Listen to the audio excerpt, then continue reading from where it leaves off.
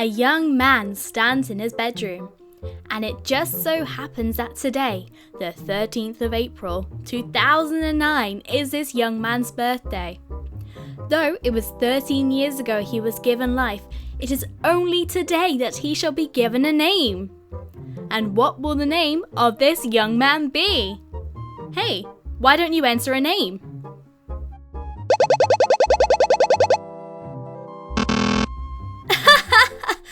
Oh man, that was a cracker. Okay, well, try again.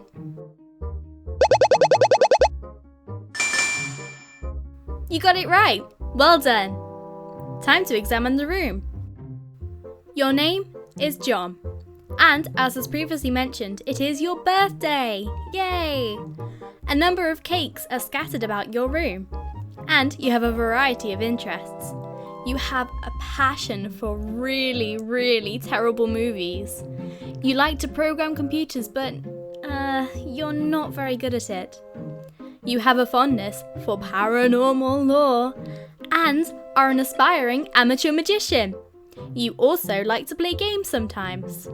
What will you do? You decide to quickly retrieve your arms from the drawer.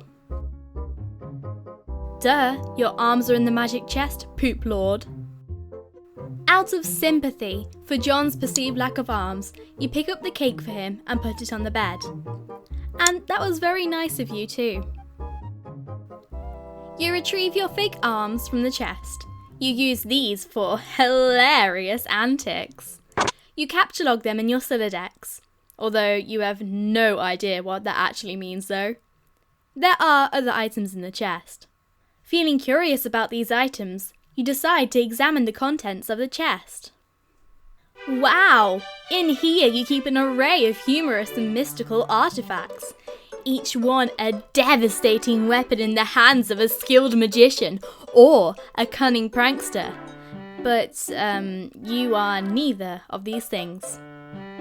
Among the artifacts are 2 fake arms, which are currently capture logged in your Silodex, 1 pair of trick handcuffs, 1 stunt sword, 1 magician's hat, 1 pair of beagle purse glasses, several smoke pellets, several blood capsules, 1 copy of Colonel Sassacre's daunting text of magical frivolity and practical japery, and 1 copy of Harry Anderson's Wise Guy by Mike Cavaney.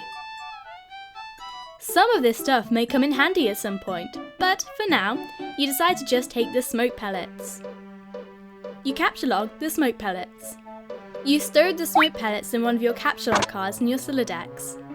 You still aren't totally sure what that means, but you are starting to get the hang of the vernacular at least. Now, you have 2 empty capture log cards remaining. You want to equip the fake arms. You aren't totally sure if equip is a verb capacitated with the abstract behavioural medium in which you dwell, but you give it a try anyway. Oh no! Unfortunately, you cannot access the fake arms. Their card is underneath the one you just used to capture log the smoke pellets. You will have to use the pellets first in order to access the arms. But this is probably unadvisable since you just make your room lousy with smoke. Your Silodex's fetch modus is currently dictated by the logic of a stacked data structure. You were never all that great with data structures and you find the concept puzzling and mildly irritating. But with any hope, perhaps you'll advance new, more practical fetch modi for your Silodex with a little more experience. Nah, screw that. You decide to examine the Problem Sleuth poster. Oh man, is it even possible to get any more hard-boiled than that? You really doubt it. This poster was one of your wisest purchases. There is, however, a nice spot on the wall next to it, and you've been meaning to hang up another poster there soon.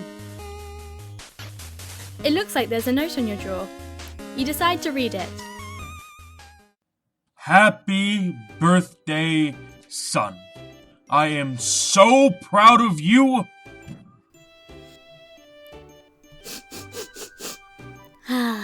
This note is rich with the aromas of fatherly aftershaves and colognes. Beside the note is a rolled up poster. You take the poster. Oh man, another birthday artifact. You wonder what is printed on the poster. But you'll need some way to hang it on your wall. What about a hammer and nails? Surely they will come in handy. You first place the hammer into your Solidex. But now all your capture log cards are full. You wonder what will happen if you try to take the nails. Well, you guess it can't hurt to try. You take the nails. You capture log 4 nails into the top card and push all the artifacts down a card. But the fake arms are pushed entirely out of the deck! Oh well, they're probably completely useless anyway. But you probably don't want to do that again, unless you want to drop the smoke pellets and suffer the consequences. In any case, you now feel like you have gathered enough things to get down to business and do some really important stuff. The next thing you do will probably be exceptionally meaningful. In fact, your next idea is to squawk like an imbecile and shit on your desk. No! This is the dumbest idea you've had in weeks! Stupid, stupid, stupid! And yet, the polished surface of your desk, it beckons. You quickly combine the nails and the hammer before you think anything more about shitting on your desk. You merge the top 2 cards. The hammer and nails are now capture logged on the same card and can be used together. So, you use them in conjunction on the poster. You then nail the poster to the wall. You use the hammer, nails and poster on the blank space on the wall. Oh, it's glorious! Exactly what you wanted. The old man really came through this time. You examine your Conair poster. Put the bunny back in the box. I said, put the bunny back in the box. Why couldn't you put the bunny back in the box? Moving on from that, you then examine your Deep Impact poster.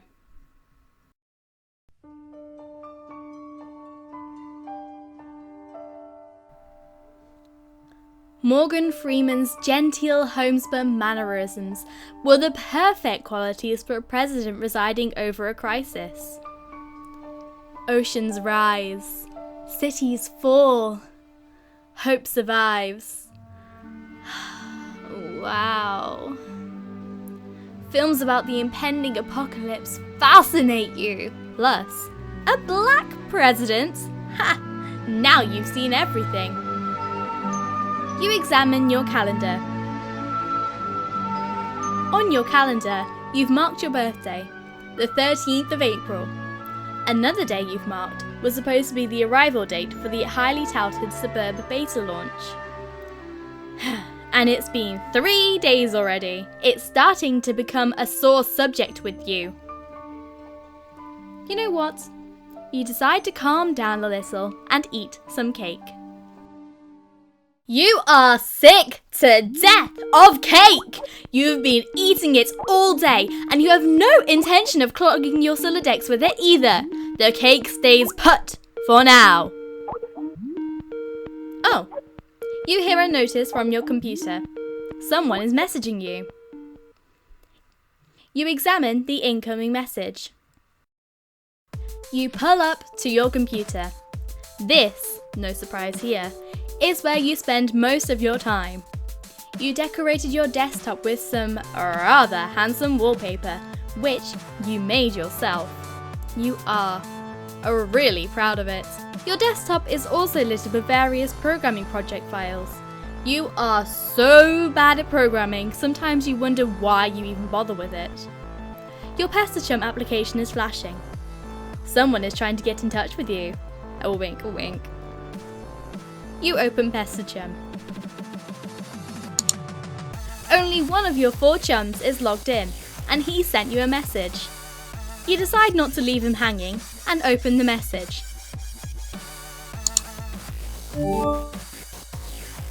Hey, so what sort of insane loot did you rake in today? I got a little Monsters poster. It's so awesome. I'm gonna watch it again today. The apple juice scene was so funny. Oh hell, that is such a coincidence. I just found an unopened container of apple juice in my closet. It's like fucking Christmas up in here. Okay, that's fine, but I have one question and then a word of caution. Have you ever seen a movie called Little Monsters starring Howie Mandel and Fred Savage? But the seal on the bottle is unbroken. Are you suggesting someone put piss in my apple juice at the factory? All I'm saying is that don't you think Monster Howie Mandel has the power to do something as simple as reseal a bottle? Try using your brains, numbnuts! Okay, why did the fat kid, or whoever drank it, know what piss tasted like? I mean, his reaction was nigh instantaneous. It was the 15th day in a row Howie Mandel peed in his juice. Okay, I can accept that. Monster B-list celebrity douchebags are cunning and persistent pranksters. Also, Fred Savage has a really punchable face. But who cares about this? Let's stop talking about it. Hey, did you get your beta yet? No. Did you? Man, I got 2 copies already. But I don't care. I'm not gonna play it or anything. The game sounds boring. And did you see how it got slammed in Game Bro? Game Bro is a joke, and we both know it. Yeah. Why don't you go check your mail? Maybe it's there now. Alright.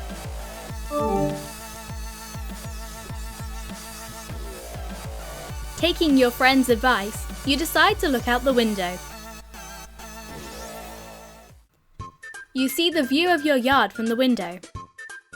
Hanging from the tree is your tire swing. In a kid's yard, a tree without a tire swing is like a proper gentleman without a monocle. That is to say, he can hardly be considered a terribly proper gentleman, that's all. And there, beside your driveway, is the mailbox. You examine your mailbox from your window. Oh my god, the little red arm swingy dealy thing or whatever it's called is flipped up. What the hell is that thing called anyway?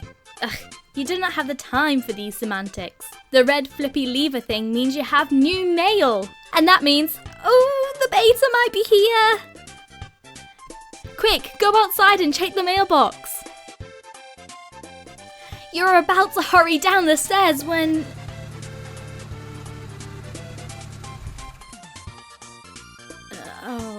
you hear a car pull into the driveway. It looks like your dad has returned from the grocery store. Oh, great. He's beating you to the mail too. Forget it. You decide to check the mail later. If you go downstairs to get it, he will likely monopolize hours of your time. You decide to chill out up here for a while until the dust settles. Sometimes you feel like you're trapped in this room. Stuck, if you will, in a sense, which probably borders on the titular. And now your chum is pestering you again. The clockwork of friendship turns ceaselessly, operating the swing lever dealies of harassment in perpetuity. Ugh, whatever. The dude can just hold his damn horses. You know what, kill some time. Let's examine the games on the CD rack. You are very proud of this collection.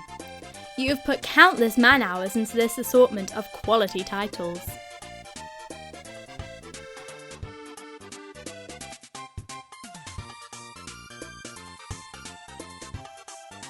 If you want to kill a little more time, why not read Colonel Sassacre's daunting text? You decide to consult with the Colonel's bottomless wisdom. Oh, good grief, this thing is huge. It could kill a cat if you dropped it. But to really dig into this hefty book, you will have to capture log it. And, you're not sure you're ready to log jam your other artifacts beneath it just yet. Hey, psst, capture log your fake arms again. Wait, what did you just say? You don't want to clog up your... Oh, Jesus. Ugh. In a momentary lapse of concentration, you accidentally capture log your arms again. Hey, thanks for watching. I'm Grant, editor of the episodes. If you like what you see, remember to subscribe. And while you're at it, why not take a look at our Tumblr? That way you can keep up with group updates and other stories we cover. Auditions are still open.